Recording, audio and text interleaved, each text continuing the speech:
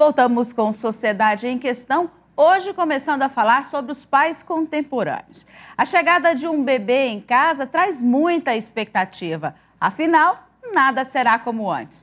O silêncio será interrompido aí nas longas noites, o tempo será dividido com essa nova vida e o salário também. Para os homens e mulheres, esse período é enfrentado de forma bem diferente e a cultura de cada um vai definir como participarão aí desse novo momento, desse novo processo. Apesar do homem ser mais distante dos filhos que a mãe, essa realidade vem mudando gradativamente. Os pais estão mais participativos hoje. Existem, inclusive, aqueles que optaram por dividir a tarefa de cuidar dos filhos com a esposa, com a mãe, aí dividindo essa tarefa todos os dias. E isso não significa perder a masculinidade.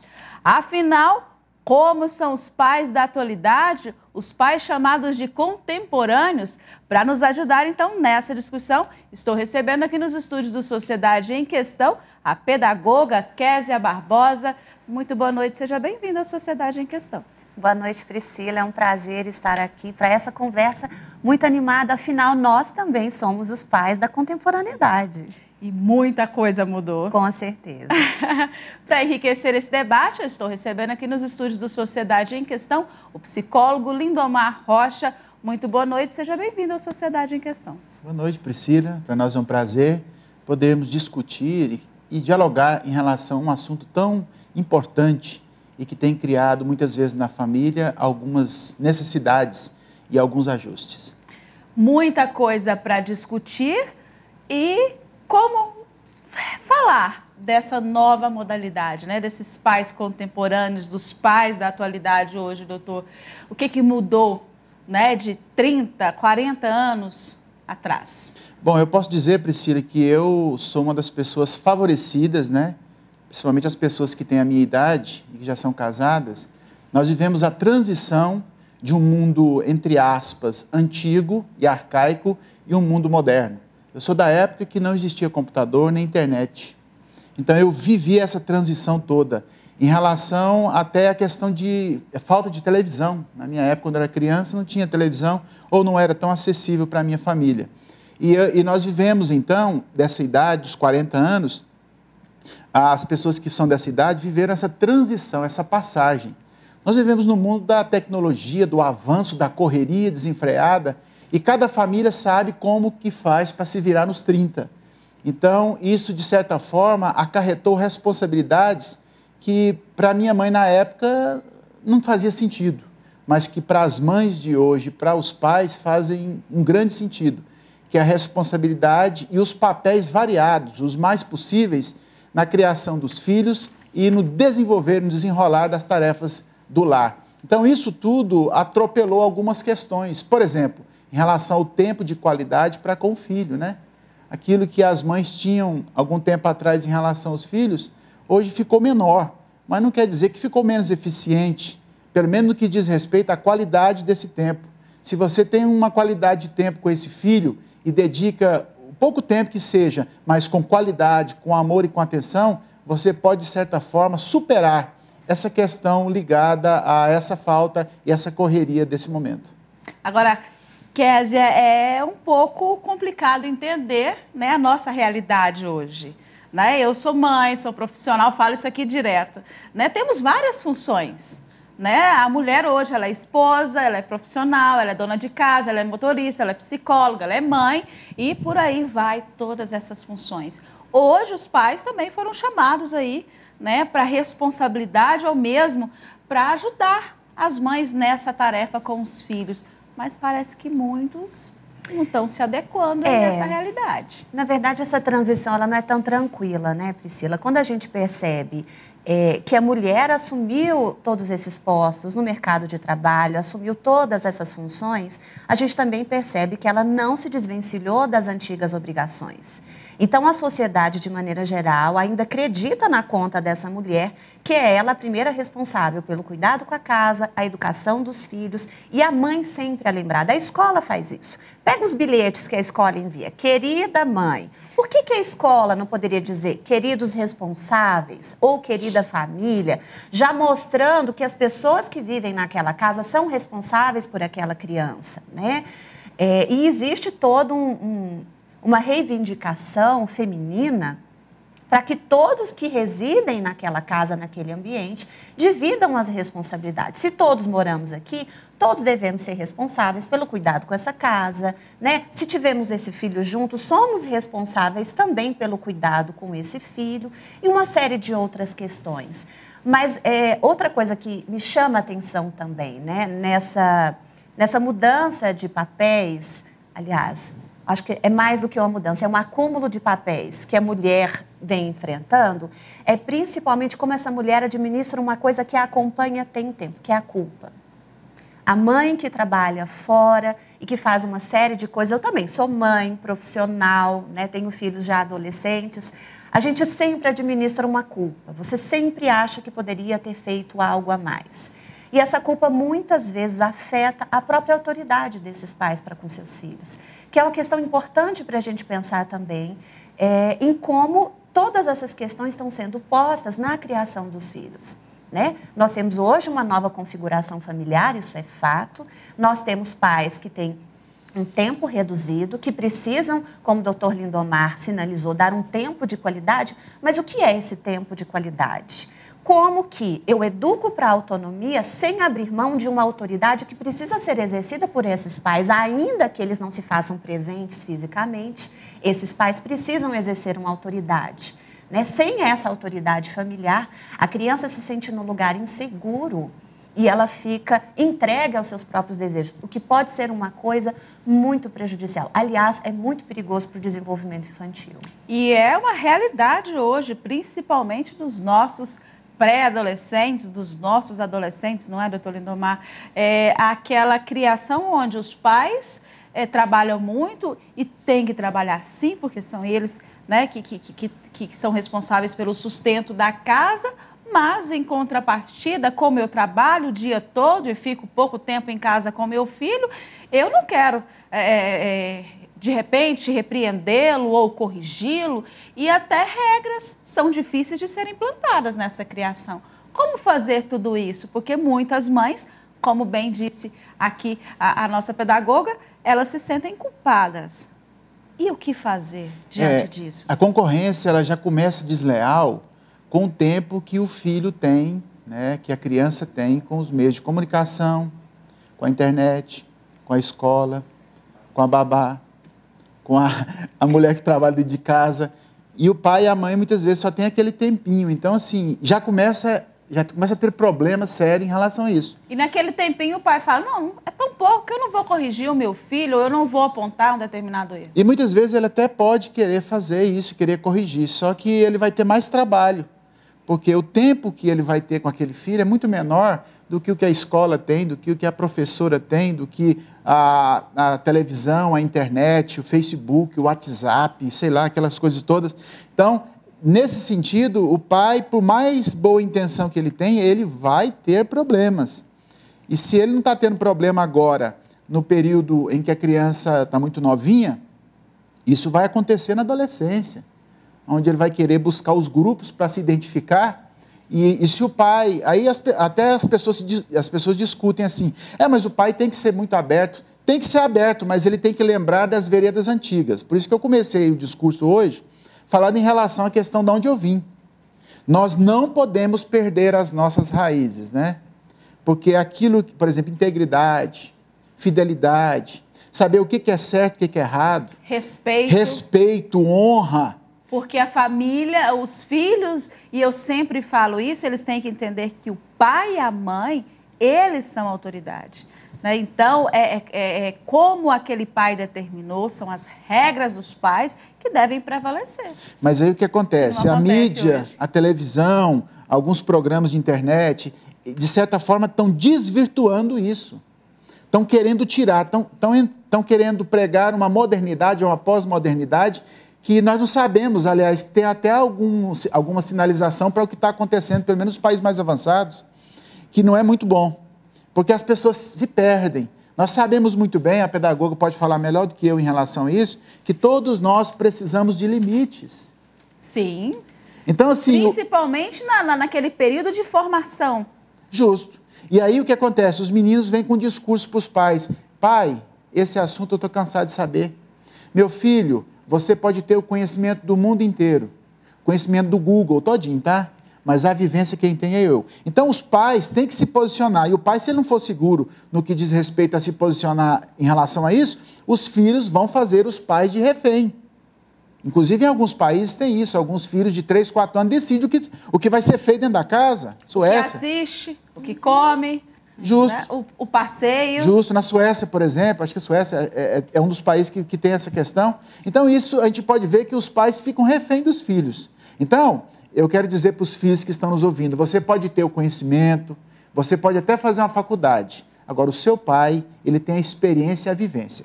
Pode ter acontecido da experiência dele não ser muito boa, mas ele tem a vivência e a experiência. E ele pode te dar aula sobre como viver essa vida nesse período moderno. Agora, Kézia, outro ponto, né, vamos chamar assim de ponto positivo desses pais contemporâneos, é a questão que hoje muitos homens estão aí mais participativos na educação dos seus filhos em casa, né? Hoje é fácil, não vamos dizer que é comum, mas é fácil encontrarmos aí os pais que dividem as tarefas com as suas esposas, né?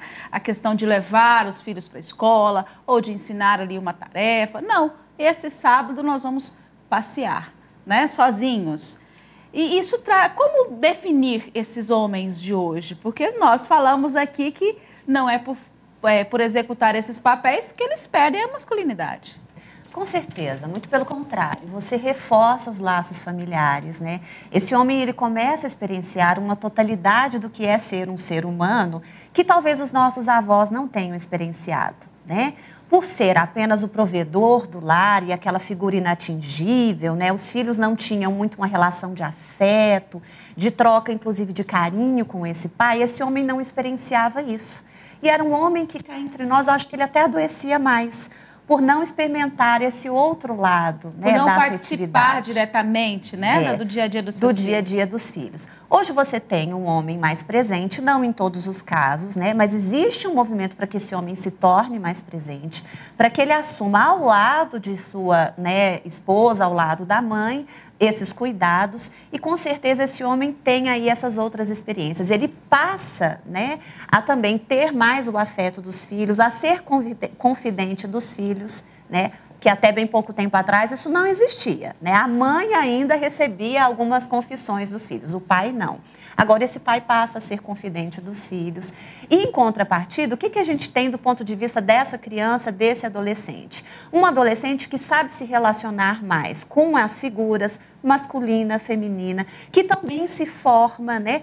E entende que os papéis sociais eles podem ser compartilhados e entende que a autoridade ela não é ameaçada quando ela se coloca no campo do diálogo, porque o que nós vivemos na sociedade, só retomando um pouco a questão da autoridade, é uma crise que se instalou, Priscila, e não foi à toa. Quando a gente vive numa sociedade como a nossa, que quer enfraquecer a figura da autoridade, ela tem um grande objetivo. Pensa bem, antes a autoridade estava centrada no pai. Quem é que tinha o poder de decisão de compra? O pai. Depois isso se deslocou um pouco para as mãos das mulheres. Tanto que até as propagandas de carro passaram a fazer apelos mais femininos, porque agora a mulher passou a decidir. Só que agora a autoridade está na mão de quem? Dos filhos. Porque agora eles decidem a compra. E quando isso passa a acontecer, olha como a nossa sociedade, né, e principalmente o mercado, ele trabalha de uma maneira muito cruel.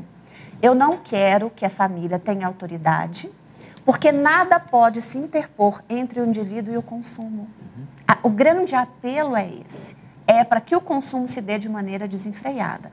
Observe os adolescentes de hoje. Eles querem dizer que celular é o melhor até para a mãe comprar, eles querem dizer qual é o melhor carro, e eles acham que eles têm esse poder, mesmo não sendo os provedores. Enfraquecer a autoridade dos pais é algo que tem uma raiz muito mais profunda. E quando você tem um indivíduo que é regido pelo desejo, pelo prazer da busca e do consumo, aí você vê consequências funestas. Crimes de toda ordem.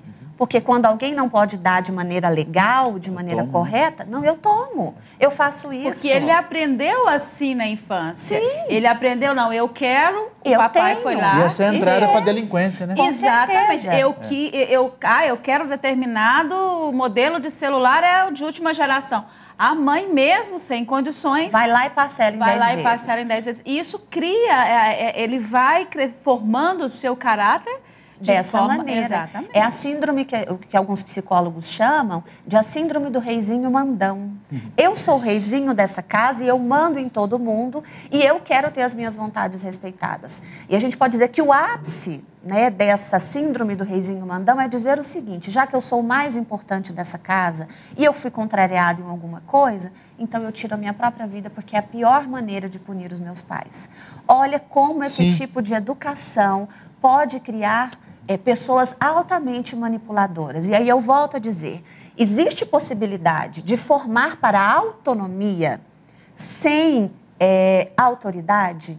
Quando a gente pesquisa e compreende qual é o sentido da palavra autonomia, lá na origem, lá na etimologia, autonomos, a regra é minha, ou seja, eu aprendi as regras, eu aprendi princípios de uma maneira tão importante, tão veraz, que agora eles são meus e eu não vou agir de outra forma que contraria esses princípios.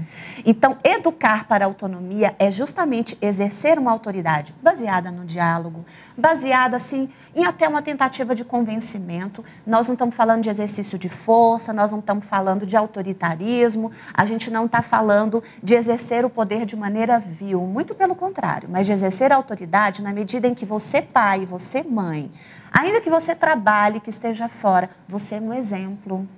Você é alguém que exerce sua liberdade, age com responsabilidade, você tem autonomia e mostra, acima de tudo, para o seu filho que ser adulto é bom. Você mostra para ele, olha, crescer é muito bom. Com responsabilidade, com caráter. Responsabilidade. É muito bom crescer. Então, vem, eu vou te ajudar a crescer, que é tudo isso que o doutor Lindomar disse, né? O doutor Lindomar está até balançando a cabeça aqui, né? Está concordando com tudo. Mas, voltando a essas questões, eu sempre falo, a questão do não.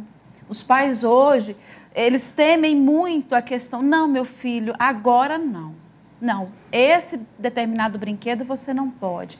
Ah, esse tablet eu não posso comprar agora. Por que é tão difícil para esses pais? Porque hoje é muito comum. Ah, eu não estou em casa, não tenho tempo com o meu filho. Ah, eu vou presenteá-lo com aquela... Eu vou suprir minha ausência. Eu vou suprir a minha ausência. É muito comum e mal sabem eles que eles estão fazendo a pior coisa. O que acontece muitas vezes, que a gente percebe, é que os pais vão perdendo a energia. Então, assim, o pai começa, quando a criança nasce, ele sabe até isso aqui tudo que nós estamos falando, mas com o passar do tempo, e até chegar à adolescência, ele já está cansado, muita coisa já mudou, eles já estão desistindo. O que a doutora falou aqui, ó, a pedagoga falou, é muito presente, o filho começa a ameaçar o pai. Então, ele ameaça. Chantagear. Ele chantageia os pais, o pai vai ficando cansado e vai cedendo. E os pais não podem ceder, né? Aquilo que é tido como princípio não pode ser mudado. A questão da autoridade, a questão da autonomia, a questão de regras. Por exemplo, tem muitos pais que falam assim no consultório, mas eu estabeleci as regras, eles quebraram as regras, o que eu faço com esse menino? Chega ao ponto do pai ficar desesperado. Quer dizer, você tem que estabelecer regras e normas e o amor junto com isso. Porque muitos pais começam a ficar inimigo do filho. Então, se o pai tem força, então eu vou atropelar ele, mas não adianta. É muito comum, né? Na sociedade hoje. Eu não dou conta desse menino mais. Justo, eu entrego para a escola, eu entrego para fulano, eu entrego para o psicólogo, eu entrego... É seu filho e sempre vai ser seu filho. E a responsabilidade é sua. É sua, de sua cria. Nenhuma escola vai educar seu filho. Aí joga para a igreja, para a instituição igreja, mas ele é seu filho para sempre, até o fim. Então, você vai ter que dar conta desse angu que está encaroçando aí e você vai ter que arrumar um jeito. E uma das questões é estabelecer regras e normas e junto trazer o amor junto. Porque o amor, ele aguenta. Se a pessoa perder esse vínculo do amor pelo filho, porque é seu, é sangue seu. Se perder isso, ele começa ou usar força demais ou de nada, ou nenhuma força. Ele desiste do menino. É o laissez-faire, né? Deixa. Justo. Deixa, do jeito que tocar tá bom. É porque nessa lei um dia cresce, aí ele... É porque você não estabelece regra, né? É responsável. Deixa a pessoa decidir por si só. Mas nós sabemos que nenhuma cultura, e nenhuma religião, nenhuma instituição permaneceu sem regras e normas. Eu costumo sempre dizer, né, Kézia, doutor Lindomar, que fácil, não é. Não. Assim como a Kézia, também sou mãe de adolescentes e jovens, né? Então, assim, é fácil lidar com a adolescência, aquela fase de transição, a fase que o menino primeiro, né, doutor? Começa a emburrar, depois ele começa a chantagear, eu quero, mãe, eu quero a festinha, eu preciso fazer isso, aquilo. Fácil não é, mas aí entra a questão que nós acabamos de ressaltar. A responsabilidade é minha. E o acompanhar, o cuidar, né, o repreender é de minha responsabilidade. Ah, com certeza. Eu tenho um filho que vai fazer 18 anos e a outra não tem parece, 15. Né, gente? Eu também tenho uma de 18. Também não parece. E com certeza nessa fase, como o doutor Lindomar explicou na primeira fala, né? Na infância, eles têm os pais como modelos, ídolos, né? Na adolescência, eles buscam referências exteriores. Então, é a hora que ele começa a querer falar da sua altura ou um pouquinho mais alto. Uhum. Eu falo que é o momento, imagina, né? A planta está crescendo. Não é a melhor comparação, mas eu vou usar. Chega um momento que ela fica com um caule tão alto e tão fino que ela fica meio frágil. É o momento da adolescência. O menino tem um tamanho, parece adulto, mas não é. Eu tenho um de 14 anos com 1,91 de altura. Nossa, esse caule está comprido. E aí eu falo, meu filho, o que a gente faz? Eu converso com ele. Eu falo, meu filho, o que a gente faz quando a planta está bem grande e frágil e precisa continuar crescendo? Ele adora a jardinagem. Mãe, a gente coloca um pauzinho flexível, ao lado, né, amarra, para ela ter um apoio. Eu falei, meu filho, eu sou esse pauzinho. Pai querido, você é essa haste flexível, que sabe entender que seu filho não é uma criança, mas é um adulto, então ele precisa de você e você está ali acompanhando. E vai fazendo os movimentos do crescimento, das dúvidas, ouvindo indagações, mas você está ali com ele. E às vezes o pai, ele se confunde, ele pensa que o tamanho é a mesma coisa que capacidade de julgamento, que autonomia moral. Ele não tem. Nesse momento, ele tem menos autonomia moral do que ele tinha quando ele era pequeno. Ele tinha só você como referência.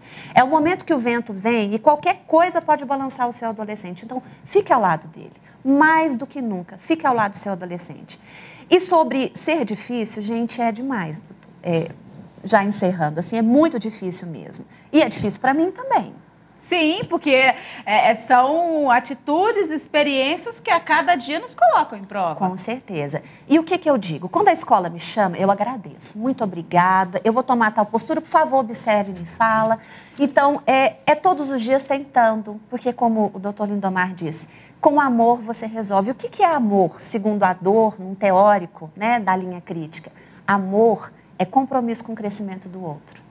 Então, se eu tenho compromisso com o crescimento do meu filho, do meu aluno, para você que é um profissional da área de educação, ou com o seu paciente, você não desiste, porque você tem compromisso com o crescimento dele. Kézia falou muito bem, né? Todos os dias, não é isso, doutor Lindomar? Todos os dias. Fácil, gente? Não, nós já falamos aqui, não é. Mas todos os dias é importante esse pai e essa mãe entender que ele precisa sentar, assim como os casais fazem. E aí, meu bem, como foi o seu dia? Uhum. E aí, meu filho, como foi o seu dia? Né? Sempre quando os meus entram no carro, assim, que eu pego na escola, eu sempre pergunto, e aí, como foi na escola hoje? Ah, mãe, hoje foi muito chato. Aquela professora... Minha filha, vamos entender, a sua professora... Conversar, ter esse diálogo é fundamental, com amor e, na medida que necessário, corrigir, repreender, mas tudo dentro de um balanço. Não é isso, doutor? Eu acredito que o maior problema que nós temos hoje é trabalhar essa decepção e frustração dos pais em relação aos filhos. Porque eu estou querendo dizer que o pai e a mãe são muito mais responsáveis do que a própria ação do filho. Porque quando o filho tem uma ação que contraria, os pais começam a ficar desesperados e começam a fazer coisa errada. Então tem que ter muita calma nessa hora, muita tranquilidade para aprender a lidar. Lembrando que o filho é como o filho pródigo. Ele pode se rebelar com você agora, mas fique tranquilo, ele ainda vai voltar para casa. Ele vai ver que lá fora ele não tem o que tem em casa. Então ele vai voltar muito mais flexível do que agora, nesse momento de crise que ele está passando, que é o período da adolescência, que você precisa colocar alguma coisa, uma madeira ali para sustentar ele, para ele poder terminar aquilo que ele precisa de amadurecimento, para começar a encorpar e virar realmente aquilo que ele precisa virar. Agora, precisamos entender que, além de pais, precisamos ser amigos. né? Eu sempre falo isso em casa. Como é importante ser amigo do seu filho, né? Quando eu falo amigo, gente, não, esse papel não é fácil.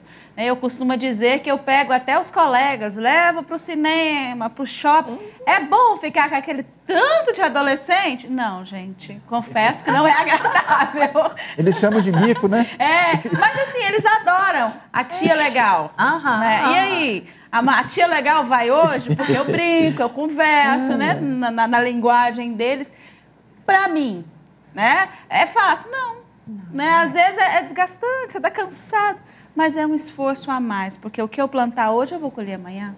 A minha dedicação hoje transformará em adultos e cidadãos. Antigamente, a autoridade do pai, como a pedagoga falou, ela era mantida no distanciamento. Então, para me colocar como uma figura de autoridade, eu ficava distante. E nós sabemos que não é assim, né? Nós temos que aproximar do nosso filho, porque, na verdade, nós queremos muito mais do que ter autoridade sobre eles. Queremos, de certa forma, influenciá-los. E nós só podemos influenciar se nós nos aproximarmos dele. E vai aqui uma estratégia, viu? Eu estou ali com aquele tanto de adolescente, é exatamente para saber onde eles estão. Com quem eles estão, né? O ambiente que eles estão se relacionando. É importante. Para nós que somos mães jovens. Nossa, é fundamental. E o legal é que esse relacionamento de amizade que não substitui a autoridade paterna, né? A gente não está pregando aquela mãe que é a amiguinha que se veste como a filha e que se infantiliza. Não se trata disso. Mas de assumir o lugar do diálogo, o lugar da confidência, até rever alguns pudores e preconceitos. A gente precisa lidar com isso quando nós temos filhos que vão crescendo. Porque se ele te conta algo e você demonstra, né, que está escandalizado, não te conta mais. Nunca mais. Então, é necessário ouvir, ponderar e chamá-lo a razoar sobre aquele assunto. Né? Refletir é fundamental. E ter sempre essa hora da conversa. Eu falo que toda família precisa da hora do sofá. Lá em casa não é bem o sofá, é a cama mesmo. Eu vou no quarto de um, converso um pouco, vou no quarto de outro, converso um pouco. Ou eles vão até o nosso quarto e ficam ali conversando com a gente. Mas é um momento em que a gente relata o que aconteceu. E isso pode ser qualquer hora do dia ou da noite, né, doutor? Não precisa ter um horário fixo, porque a rotina hoje é um negócio meio louco, né? Eu mesmo trabalho à noite, trabalho alguns dias à tarde, outros de manhã, mas a maioria das noites eu não estou em casa, né? E que hora que eu converso, então? Quando eu os busco da escola, quando eu retorno, eles sempre têm um relatório para me passar. E o que todos os estudiosos do desenvolvimento humano falam é o seguinte: isso vale para o relacionamento conjugal como para o relacionamento mãe e filho. Quando ele vier falar com você, pare o que você está fazendo e escute de verdade. Né? Não vai falando que eu estou ouvindo. Não, por favor. Peraí, só um minutinho, deixa eu só responder essa mensagem. Não. Escute de verdade, olhe nos olhos, estabeleça contato, crie vínculos, porque é isso que vai fazer com que ele tenha desejo de ter, né, mais momentos como esse, de repetir isso e conversar mais. E como é gostoso. Gente, como é bom você ver os filhos crescerem, saber que eles guardam, né, influências da convivência com você, com o pai, mas que eles estão se tornando cada vez mais seres únicos. E quantas vezes eu me pego pensando, olha que coisa interessante, eu não sou exatamente assim, mas esse lado, essa característica do caráter, eu sei admirar isso nos meus filhos. Isso é muito bom. Ver os seres humanos que os seus filhos estão se tornando. E você só vê isso se você tiver tempo de dialogar. Sim, com certeza. E como é bom ouvir dos seus filhos, como eu já ouvi. A minha mãe é a minha melhor amiga. É maravilhoso. Infelizmente, o nosso tempo acabou. Quero agradecer aqui a participação da pedagoga Késia Barbosa. Muito boa noite, obrigada pela participação e pelos esclarecimentos. Eu que agradeço, Priscila. Foi um prazer poder conversar com vocês.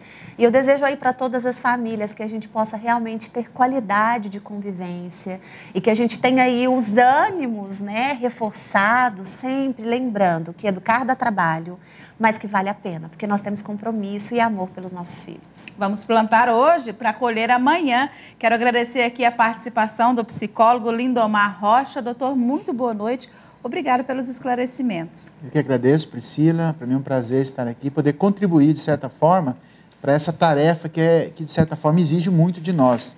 Por isso que sempre é dito, né, que para ser pai tem que estar mais amadurecido, né? Tem que ter buscado conhecimento, mas todo o conhecimento que a gente busca, até a preparação, até se fosse possível fazer uma faculdade de criação de filhos, não chegaria perto daquilo que na prática que é cada dia uma nova experiência.